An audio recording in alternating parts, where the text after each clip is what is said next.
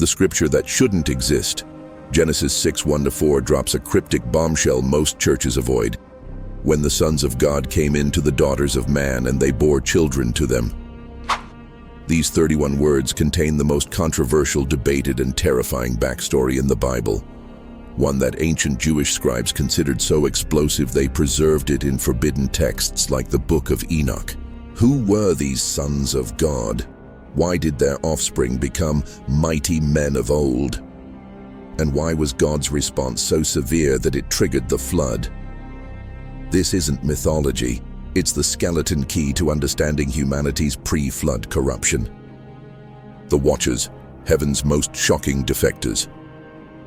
The term sons of God, Hebrew Bene Elohim, appears only in Job 1:6, Job 38:7, and here always referring to angelic beings. Ancient Jewish tradition, Enoch 6:7, names them Watchers, a special class of angels sent to earth to guide humanity. But something went horribly wrong, the forbidden oath. Enoch describes 200 Watchers swearing a binding pact to take human wives. Their leader Shemihaza declared, "I fear you will not agree to do this deed, and I alone shall be guilty of a great sin." Enoch 6:3. The corrupted mission. These weren't low-ranking spirits, they were chiefs of 10, Enoch 6:7, heaven's elite. Jude 1:6 confirms, angels who did not stay within their own position of authority. The knowledge exchange. Enoch 7 claims they taught humans metalworking, weapons, cosmetics, seduction, sorcery, divination. This matches Genesis 4:22's sudden tech leap, Tubal-Cain's bronze iron. This was no minor rebellion. It was an attempted hijacking of human evolution. The Nephilim, when hybrids walked the earth. The offspring of these unions weren't just unusual, they were mighty men, the mighty men of old, men of renown, Genesis 6:4. The Hebrew Nephilim comes from Naphal, to fall. These were the fallen ones, either because they were literally fallen angel hybrids. Their violence made corpses fall in droves. Later, scripture confirms their survival post-flood. Numbers 13-33's giants in Canaan. 2 Samuel 21's six-fingered Goliath brothers. Deuteronomy 3's King Og with his 13-foot bed. Their DNA wasn't fully human, and that's why God ordered their total extermination, Deuteronomy 20:17.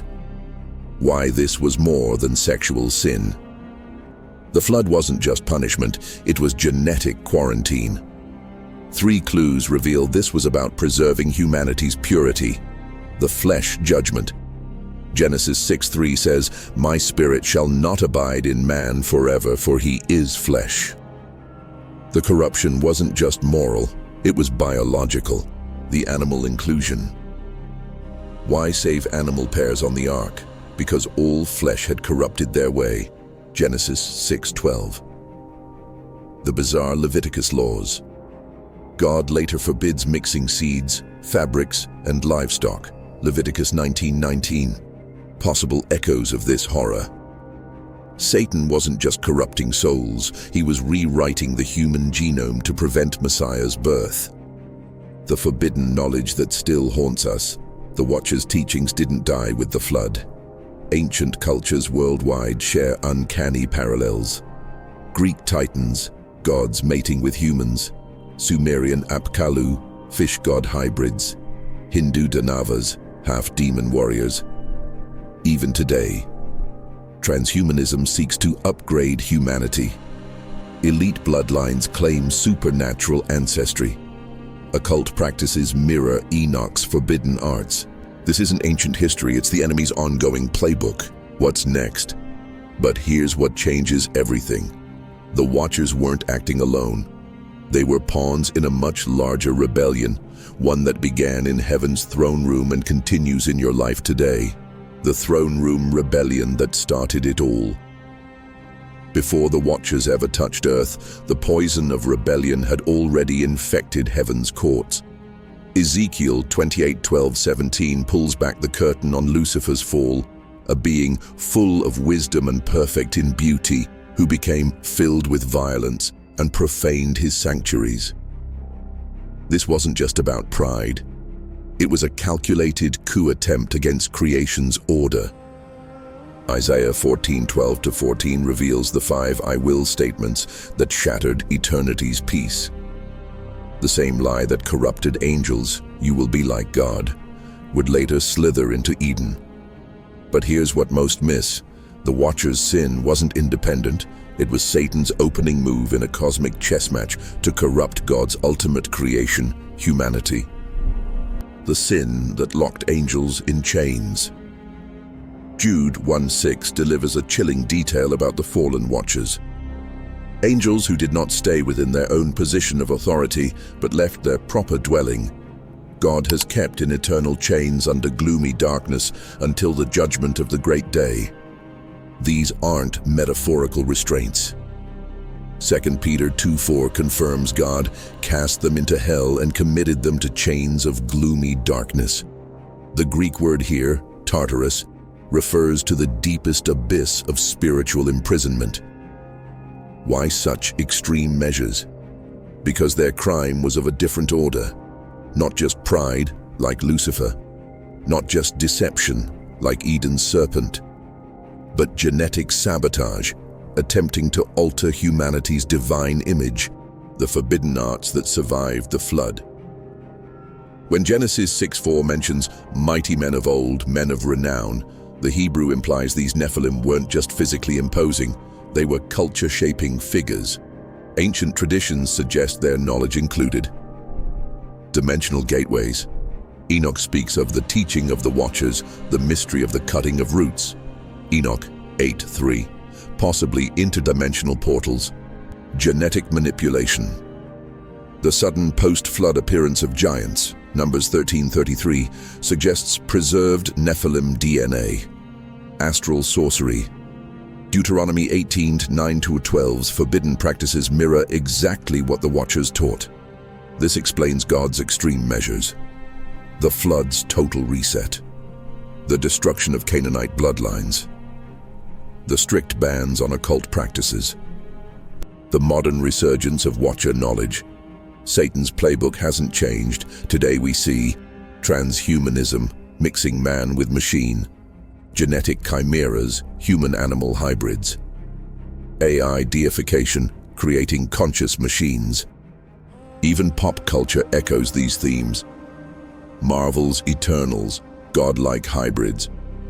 Stranger Things upside down, interdimensional corruption.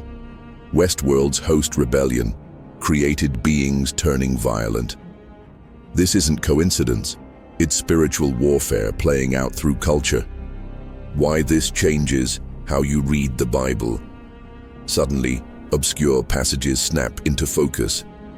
Why God demanded complete destruction of certain tribes. Why the Israelites were to burn all occult materials. Why Revelation predicts end times deception will involve signs and wonders. You're not just reading ancient history, you're holding a field manual for spiritual survival. What's next? But here's what will shake you most. The Watchers may still be active today, not through physical offspring, but through something far more insidious. The underground prison that couldn't hold them all. The Book of Enoch contains a haunting detail most overlook. Bind them for 70 generations in the valleys of the earth until the day of their judgment. Enoch 10:12. This implies a terrifying possibility. Not all fallen Watchers were imprisoned. Some remained loose, operating under new constraints. Jude 1:6's description of angels kept in eternal chains uses the Greek démoi, a term implying some were restrained rather than fully incarcerated. Like a criminal under house arrest, their influence was limited but not eliminated. This changes everything about spiritual warfare. The enemy you face isn't just a metaphorical force, it's an ancient, hyper-intelligent being with millennia of experience corrupting humanity.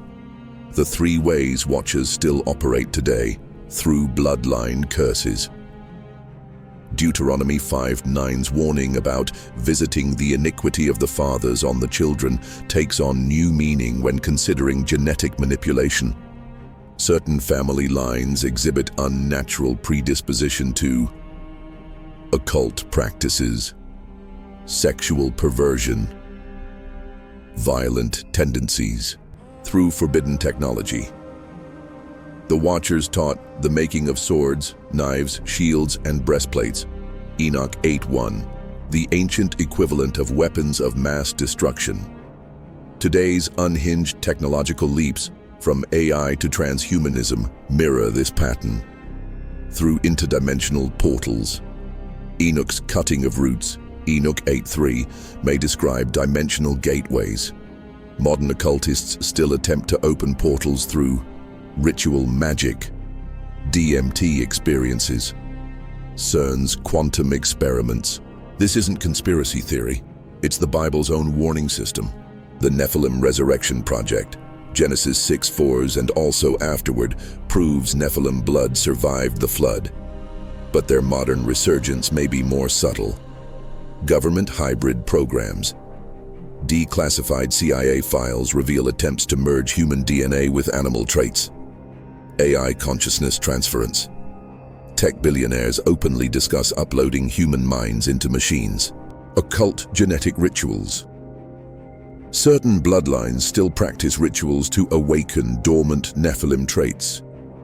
Satan's goal remains unchanged: corrupt what God called very good. Why this explains the end times. Revelation's most cryptic passages snap into focus. The beast that was and is not, yet will come, Revelation 17:8, could reference Nephilim resurrection. Unclean spirits like frogs, Revelation 16:13, may describe interdimensional entities.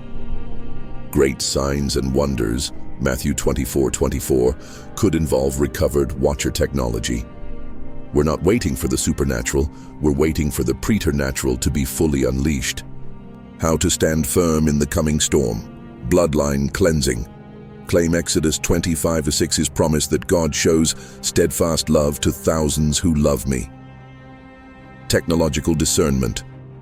Test every innovation against 1 Thessalonians 5:21. Hold fast what is good. Dimensional protection. Put on the whole armor of God. Ephesians 6:11, especially the helmet of salvation to guard your mind. The Watcher's knowledge was forbidden for a reason. Some doors should never be opened. What's next? But here's what they never told you. God has his own Watchers, and their mission is about to go global.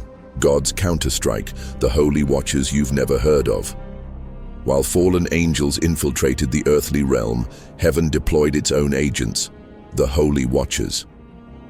Daniel 4:13, 17, 23 reveals these celestial sentinels who come down from heaven to enforce divine decrees. Unlike their rebellious counterparts, these beings operate under strict obedience to execute judgment and reveal mysteries. The Book of Enoch describes them as the holy ones who watch, Enoch 12:2, heaven's special forces assigned to monitor earthly affairs, Job 1:6, record human deeds, Malachi 3:16, execute God's justice, Revelation 14:18. This is the untold side of the story. For every demonic plot, there exists a divine countermeasure. The two arks, how heaven preserved purity. Most miss the parallel between Noah's Ark and the Ark of the Covenant. Both were divine containers. One preserved uncorrupted DNA. The other housed God's untainted presence, protected by Watchers. Cherubim guarded Eden's entrance post-fall, Genesis 3:24. Cherubim overshadowed the mercy seat, Exodus 25:18. Blueprints from heaven. Noah received exact ark specifications, Genesis 6:15. Moses saw the heavenly temple pattern, Exodus 25:9. The message is clear. God always makes a way to preserve holiness amid corruption. The bloodline that outsmarted the Nephilim. Satan targeted messianic bloodlines through Pharaoh's infanticide, Exodus 1:22, Athaliah's royal purge, 2 Chronicles 22:10, Herod's Bethlehem massacre, Matthew 2:16, but Ruth 4:18-22 reveals God's counter-strategy, a hidden thread of preservation. Tamar's unlikely pregnancy, Genesis 38, Rahab's scarlet cord, Joshua 2:18, Ruth's midnight appeal, Ruth 3:9. These weren't romantic subplots, they were tactical maneuvers in a millennia-long genetic war. The forbidden knowledge versus divine wisdom, the Watchers taught. Metalworking, God gave Bezalel spirit-filled craftsmanship, Exodus 31:3. Sorcery, God empowered Moses with greater signs, Exodus 7:11-12. Astrology, God established the stars for signs, Genesis 1:14. Satan always corrupts what God first created as good. The coming Holy Watcher activation. Revelation 12:7-9 describes end-time angelic warfare, but Zechariah 1:10 reveals those whom the Lord has sent to patrol the earth. We're entering an era where angelic encounters will increase, Hebrews 13:2. Divine strategies will be downloaded, Joel 2:28. The ecclesia will operate in Watcher authority, Matthew 16:19. The same dimensional doors demons use will be reclaimed for heaven's purposes. What's next? But the final shock isn't about Watchers or Nephilim, it's about what happens when God's holy ones and the enemy's hybrids collide in the last days. The final confrontation, when hybrids face the immortals. Revelation's most cryptic passage suddenly makes sense. The nations were deceived by your sorcery. The blood of prophets and saints was found in you. Revelation 18:23-24. This isn't just metaphor, it's the culmination of the Watcher's ancient experiment in genetic corruption. But what happens when these engineered beings meet the resurrected saints? Daniel 12:2-3 gives the answer. Those who are wise shall shine like the brightness of the sky above, and those who turn many to righteousness like the stars forever and ever. The same word stars, kokabim, used for the heavenly host now describes glorified believers. You're not waiting for the battle, you're being prepared to help lead it. 3 signs, the final genetic war has begun. The rise of transhumanism. Neuralink brain chips now blur the line between human and machine. CRISPR gene editing allows DNA manipulation at unprecedented levels. DARPA's synthetic biology program openly seeks to engineer life. The push for hybrid consciousness. Tech giants invest billions in mind-uploading technology. AI prophets preach digital immortality through consciousness transfer. Ancient occult bloodlines quietly fund genetic memory research. The return of forbidden arts. CERN's Hadron Collider experiments with quantum portals. Government programs study remote viewing and psychic warfare. Elite circles revive Babylonian ritual magic under new names. This isn't science fiction, it's Genesis 6 playing out in lab coats instead of loincloths. How the church will counterattack. Resurrection power. The same spirit that raised Christ will quicken our mortal bodies, Romans 8:11. Glorified DNA will overwrite all genetic corruption. Angel alliances. Matthew 26:53's 12 legions of angels await the Father's command. Believers will cooperate with holy watchers in unprecedented ways. Restored dominion. The sons of God, Romans 8:19, will judge angels, 1 Corinthians 6:3. Every stolen secret will be reclaimed for Christ's kingdom. The very technologies meant to dehumanize will become tools for global revival. The grand finale, when knowledge collapses into worship. The Book of Enoch's most shocking prophecy isn't about judgment, it's about revelation. All shall be smitten with fear, and the watchers shall quake. They shall glorify the Lord of spirits. Enoch 62:5-6. This is where all forbidden knowledge leads. not to enlightenment, but to the feet of Christ. Every hidden thing will be exposed. Luke 8:17. Every experiment will bow, and every hybrid will kneel before the perfect man who never lost his divine image. How to prepare now? Secure your bloodline. Plead Christ's blood over generational weaknesses. Exodus 12:13. Train in discernment. Study both scripture and science to spot counterfeit moves. Acts 17:11. Activate your authority. Walk in the greater works Jesus promised. John 14:12. The watchers thought they could outsmart God. They were wrong. The last word. This story began with angels corrupting humanity. It ends with glorified humans judging angels. The student has become the master, the prey has become the conqueror, and the stolen knowledge will crown its rightful owner. If you like this video, don't forget to subscribe and turn on notifications so you never miss an upload.